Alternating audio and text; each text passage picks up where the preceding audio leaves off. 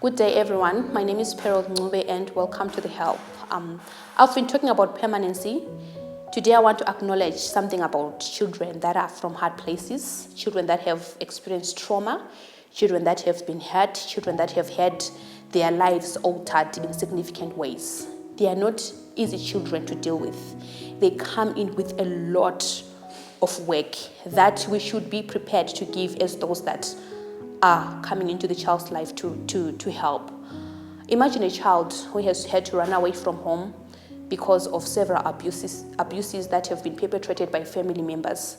So the child would have run away from home because in their mind, home is not safe. I'm better off in the streets. And then they get to the streets, they are abused, and they have to hustle for food. If it's ladies, they have to be engaged in the whole commercial sex work just to feed themselves, to fend for themselves. If it's a boy, boys, we're always seeing them in the streets using drugs and everything. Imagine if you are to be given such a child and asked to rehabilitate them.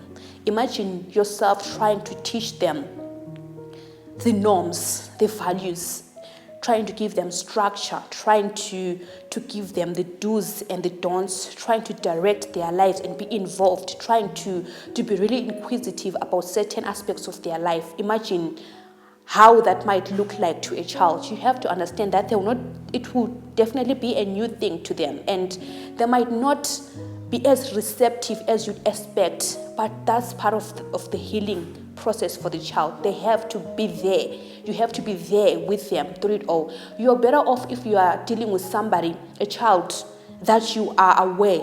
You are aware of their background. You are aware of their presenting circumstances. Sometimes you take in a child and you have no idea what the child has been through. And so they are acting out. I know our culture and societies, if a child is acting out, let me just say stealing, we want to address stealing, but we are not readily aware of the fact that there are underlying causes to that behavior. Every behavior seeks to communicate an unmet need in a child's life.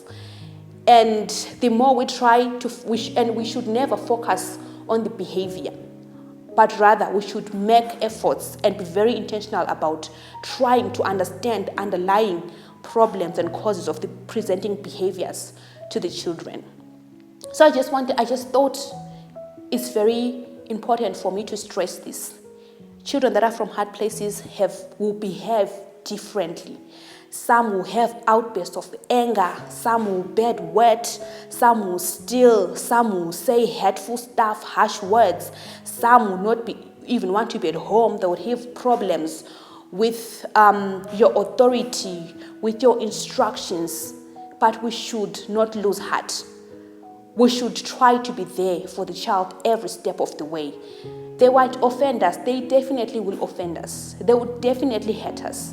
But we should try to be there every step of the way, trying to understand what the behavior seeks to communicate to us, trying to understand the underlying causes in all of this behavior. So they're going to come into your space, and I really pray and hope we open up our spaces to them. They will come into your space, and they will mess up your space by their behaviors. They will mess up your space by their beliefs. They will mess up your space by their attitude, and you'll be frustrated. But we should not lose heart. We need to help them. They belong with us. They don't belong in the streets. They don't belong on their own. We should really avail ourselves every step of the way.